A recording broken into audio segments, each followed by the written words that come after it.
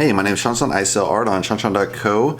Today we're going to react to Erica Hughes art.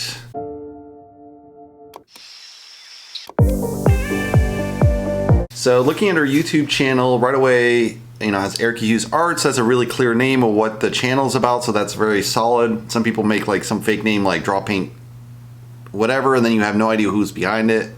So you can kind of get lost in the brand there. You can sell it off later if you want to sell it to another artist, but I think for an artist channel it makes sense to just have your name plus art or painting or something that makes more sense.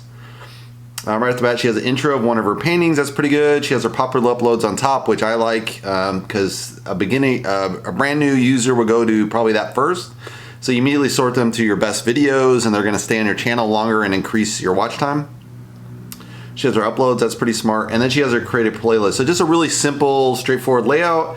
She does have more playlists, but I don't disagree with this. She's mostly a pour painter, so you don't necessarily have to have a whole bunch of playlists off the front page. So let's go to the videos. This one is called Swipe Technique, Acrylic Pouring Techniques. So you have a name right out of the bat. That's not bad.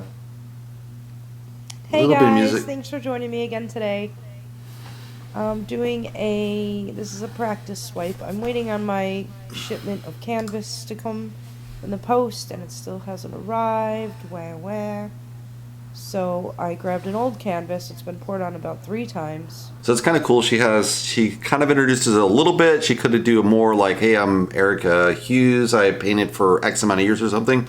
But I think it's good. She just dives straight into the painting. She talks a little bit nitty gritty of like it's a painting she's reusing. So it's kind of like, oh wow, she's gonna reuse a painting that's not good, So yeah, you can reuse this. I don't do that in my work, but I don't see it's a bad thing to do if you really think the work sucks. So maybe more, but I definitely sure 3.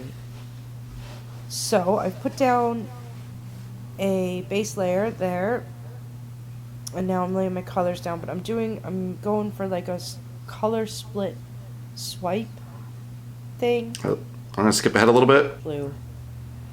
So I like how she's walking through all the colors. Of the strip that I just laid down.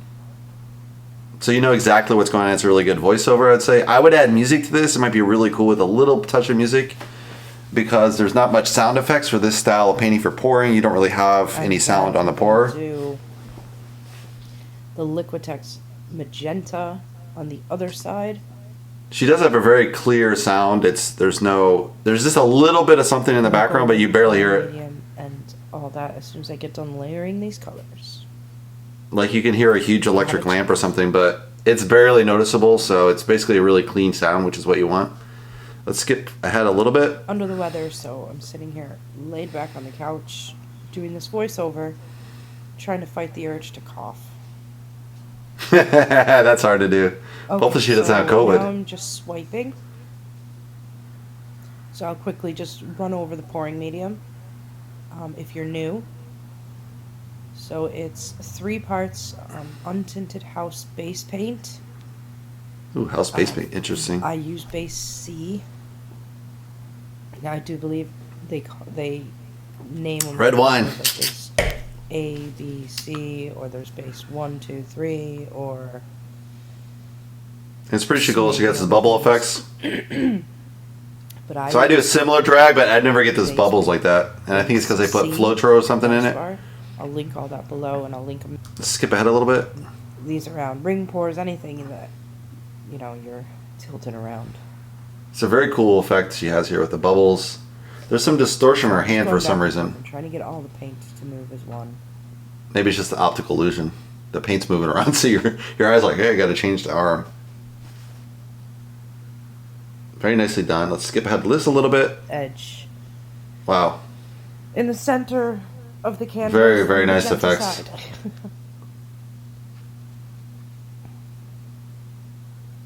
It's very, very nicely done. Because you have like that kind of 2/3 composition with the blue mostly, and then the orange. Oh, switching back to a half. Let's see where she lands up. I remember thinking it looks like a mountain. But I think it's a really cool effect here. Let's skip to the next video. I think we get a feel for how that works. I know you guys want to see the end, but I'm screwing up the video for the fans of her. So this one is called Gold Galore Acrylic Pour Painting acrylic pouring. So she has a lot of keywords in her title, which is good. It's a really beautiful effect. She's starting with the beginning, how it looks, which is smart. You kind of see what the final product is going to look like. Really, really amazing there. Hey guys, welcome back to the channel. Okay, so today we're going to be doing a chaos style Dutch pour, I believe. I am pouring down just a little bit of a center base right now, and that is Metallic Gold by Dick Blick. And really that's pretty expensive. See how I mix my acrylic paints? Yeah, if you use these metallic paints, I would only use them if you know what you're doing first, because they're very expensive. So don't do this until you get like a lot of practice with the pours. Use a really cheap paint and kind of get a feel for the materials, and then slowly move up to using a little bit of gold, a little bit of metallic, and then go pure metallic like she's doing, because this could be very expensive if you screw it up. Some of those paints are probably $10, $20 a bottle, so could be a $50, $60 painting, you know, just right out of the gate. Check the description underneath this video and you'll see a link to a mixing tutorial. I'll take you right to the video, and I do like a I'm gonna skip ahead a little bit. Very nice colors, these browns to gold, and really beautiful combinations there. It's very nice color choices. Just torching some of the air bubbles. Yeah, this is interesting because you can never really see the bubbles in the painting when they film it. I'm sure there's bubbles there, but every film I've seen of a pour, I never see the bubbles unless they're giant, so it's like, okay, whatever. Okay, and I actually meant to put more of this cappuccino, this little piggy pigment in, and I forgot to actually add it in there, so whoops. All right, let's skip ahead a little bit. Whoa, look at that. That's amazing. I mean, it's just with a hair blower, but it's like to get those paints poured in just right, and then you airbrush it in right. Very, very cool. Like, these are all new techniques, basically, that developed in the last maybe 5 years with this pour technique. Because they had pours before, but it was mostly drip from Jackson Pollock, and they haven't really gone beyond that. And this is just a whole new direction where they get a hair blower out and stuff. I've used a hair blower a little bit, but not in this particular style where it's just pouring buckets of paint on there, and but it has a really cool effect. Let's skip ahead a little bit. So she's adding more gold, it looks like. She's adding music this time, it's better, I think. It's really cooler. And it's a good style of music, it's kind of groovy. Like, it goes with the style of painting where it's like, ooh. So that's kind of what you want in a nice painting video, I would say. Let's skip ahead a little bit. Very cool again. Really beautiful colors. Like a little bit of black in there, a lot of browns, the orange. I guess you put the orange in there, but I don't really see it, but maybe it's just blended in there. I think it's just blending in with the brown, so you don't really see it as clearly. Let's skip ahead a little bit. Yeah, the shimmering there is amazing. And metallics just have that look, or just sparkles like that. It's really amazing.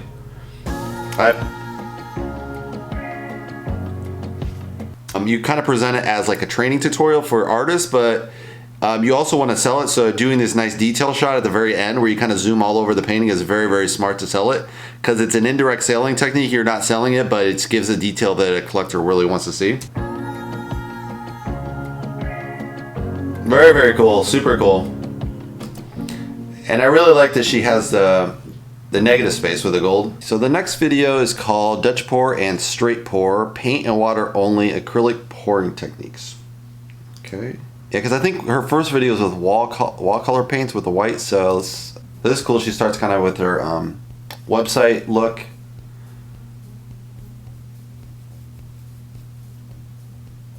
So this she might want to do as a voiceover versus just putting it. Thanks for joining me again today. Before we get into the Dutch pour, I just wanted to show a few dry pieces from a couple of my previous videos. So this could be a lot stronger if she was talking straight to the video. The camera, like I am right here, unless you have massively scarring on your face or anything, there's no reason not to be on camera. You're gonna bond much better with the audience, I think. A lot of people like their privacy, but you're in the public space as an artist. It's just, you go to an art show, people are gonna find you and see you, and you can have stalkers the old-fashioned way besides online stalkers. So I don't know, I mean, I use a fake name, so it's a little bit harder to find me, so that's my workaround. Although if you're smart, you can figure that out as well, so it's not like it's that secret, but Yeah, people are going to figure out who you are. The only way around it really is use like a fake name. Maybe use a fake artist name. Your website's completely different, but then it's like how are you going to become famous? I mean, you can do it like Banksy style, but then you have to have really outrageous street art. So I don't know why people cover their face or don't show. It's just, it could be a stronger video, I think, just that. But she does really great art, so that's the main point. Obviously, you want to have great art. I'll skip this a little bit, just like kind of going over the art. Yeah, check it out. Let me know what you think. And as well as the Dutch pour. And I think she has this really nice negative space, which a lot of pours probably won't have. She has the nice white space and she has the black space. So that's very important into a painting, to have kind of neutral, calm spaces for the eye to rest. And then you have the action spaces, which is probably a third of the painting, but then you have like a good third, almost 2/3 is very quiet black or white. So that's kind of what you want in a painting. I find it challenging myself. I don't usually stick to that. I'm usually covering every single inch with action and vibrancy and stuff. So it's very impressive you can do that as an artist. Let's skip ahead a little bit. This is going to be the beginning. It's nice zoom shots. I don't think she had it in her other one, so it's nice she zooms in there. You get a feel for the paint. Extremely bold colored, white and red. Very, very punchy. But people like red, so it's not like to shy away from those really bold colors. Traditionally, you wouldn't do this. Like with a traditional landscape, there wouldn't be red in it really. Even in fire, it's kind of mostly yellow, white. But, you know, for abstract, you just do what you want. That's the beauty of abstract. And this is just really, you get to play with the paint, have fun with it. She has a music layer where this is really nice too. Gives it kind of a funky feel, because it's probably going to turn out funky in the end. So that's a good match for the style here. And her hands look like painter hands. Like they're actually, you know, there's a lot of muscle to them. There's no painting the nails and all this stuff. Like some female artists will paint their nails really decorative, and you're like, you're getting paint over them. How are you keeping them clean, right? So this is really like a realistic painter that paints all the time kind of thing. They just don't have any finger polish at all, which to me just looks more authentic. It looks cool with fingernail polish, but it just kind of looks also super fake in a way. So this is more gritty kind of painter's painter. And I think with this technique, it's really hard to, there's no way to be really clean. It's going to be a really messy style, so you end up just embracing it. Versus you do like a realist style with a landscape or something, and you're really dainty with oil or something, you can be that pretty clean, right? So just kind of the medium calls for that. Let's skip ahead a little bit. So you got some of the combinations, really cool. The bubble effects. And again, this is a really great way to sell the painting later. You get all the details, because you don't really see this from afar when you just take a photo. You really need to kind of get in there with the video, and you can see how it shimmers. You're not going to really capture the shimmer that well in a photograph. Like those sparkling effects only get because you got the light right close on top of it. And it's hard to say whether they all last. Sometimes some of those effects fade. I know I've had paintings that look really beautiful when they're drying, and then they dry like about a week later, and you're like, what happened to the painting? I had all these great colors here. So some colors are just not as enduring. So you got to look up your colors very carefully. Make sure there are colors that are they're color fast colors versus colors that just kind of fade out. So some colors will actually fade on you. Let's scope ahead a little bit. This is a different painting looks like. So I think she must have been combining maybe 2 paintings in here. I don't know. It's very cool with the kind of a spin effect a little bit in there. Very, very nicely done. And then she's obviously doing the pour spread around, so it gives it a whole different psychedelic kind of effect that you wouldn't expect. So when you see the end result, you won't even know how they did it, right? So that's the real beauty of this technique, is you just have no idea how they got to it. And you could actually spin it a little more if you want, but I like it like how she's at right now. We'll see if she might just let it keep going, but it's very, very nicely done, because you have mostly white, you got the blue rays, it's very calming, so you want to have that nice calm effect. Is she going to spin it? No, she's going to let it drip a little more. Let's skip ahead to closer to the end. I think it's cool. I mean, this style is very hard to call when it's finished because you can keep going, right? So she just keeps playing with it, but so it's really just personal taste how it's going to look in the end. She's blowing out the bubbles with the fire gun, it looks like. Very cool. So we're going to end that video right there. Let's go to her home site. So her home site has just Erica Hughes art at the top. That's pretty smart, I think. She's got the same symbol here. The shop is right at the top. She sells products. related to resin. So she's got this kind of affiliate link, which is pretty smart, I think. She talks about some of the pigments, so you can buy straight from her site pigments and things that are used in this dry pour technique. So that's kind of cool. It's not super usual to have paint supplies on your painting site, but it's super practical as far as making extra money. I wouldn't shy away from it. If you can add affiliate totally. Like if you can have, you know, paint framers sponsor you, or paintbrushes sponsor you, or paint companies sponsor you, totally go for it, because it ties into your brand and it doesn't get you diluted. Like I've had people approach me on coffee branding. I'm like, I don't drink your coffee. Why would I have your coffee brand in my videos, you know? But for paint supplies like this, totally makes sense. It's totally brand centric. She has her links off the site. I wouldn't do that. You don't want to have the people go away from your site. You want them to be on your site and just buy. So I would do that a little bit differently. She has like maybe 7 products right now, it looks like. So she is in Europe, says the euro price. You might want to put like a USD price maybe, or maybe even a yen price if she ships to Japan. So kind of have the major currencies right off the bat there. And you can build a calculator in there so it kind of adjusts on the fly. If like the euro goes higher than the dollar, you drop the prices. And then if the yen goes up, you increase the price in yen or whatever. But it would be better to have, I mean, if you sell only in Europe, that's fine. And euro is a very big selling market to sell into, but you can sell much broader, I think. So it's interesting. She has a fixed price, but she could just have a shop rate straight on there. We'll just go through the whole shopping thing. But she does it through the email, which is fine too. You can just send an invoice. And she has like a nice heart symbol here, so that's probably picking up from social media, I assume. Maybe it's an Instagram plug. I don't know how this works, but and it's very cool. She has your YouTube in there, so you know how it was made. So that's pretty smart. And she only has a few available, so she must be selling quite a lot. And then she has these products here. Let's see what these are. These are the products, so it's pretty cool. You can actually just buy straight off her site these products. I mean, why not sell it too? India frowns. I don't know what this is, but overall pretty straightforward. Just shop. She doesn't have a about page. She doesn't have a blog page, but I think that's okay because you have your other social media tie you in here. But on your web page, you probably also want to have maybe a blog. Maybe you don't absolutely have to have it, but it helps draw more attention. She has a lot of YouTube fan base, so it might not be necessary at that certain stage once you have like thousands and thousands of YouTube followers. Maybe you have enough traffic to your site, you really don't need to promote it even more. But if you have those blog links, it'll link from your, the blog into your page. Other websites as well, you want to do that, which she's obviously doing with the YouTube. She has the videos linked straight to each product, which is really smart. I used to do that myself, but then I just found out I wasn't painting as fast, so I just kind of painted. I would cover maybe every 4th painting when I was doing series of 4. On my small painting, for my larger political pop, I do every single one because I don't have a lot of videos of that style, so I want to document a lot more in that case. But for my other realism styles, like I've already done maybe 10 vineyards, I can probably just do every 6 or 7 vineyard at this point. Even though they'd be much better videos, I don't necessarily need to do all of them, but it is a really smart way to do your artwork. If you're selling it, it'll sell faster.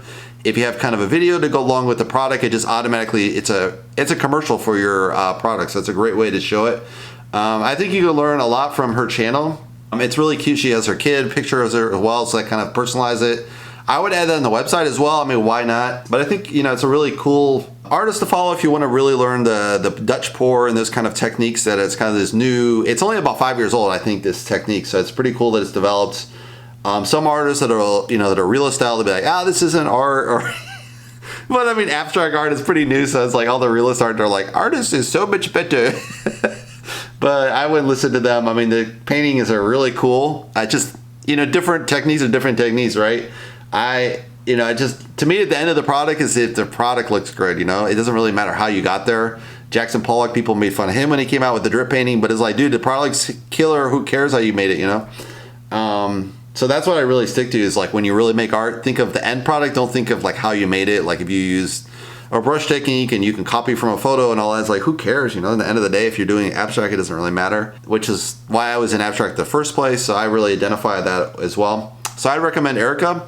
And if you'd like to see more videos, you can subscribe below. And I'll see you on the next Artist React video.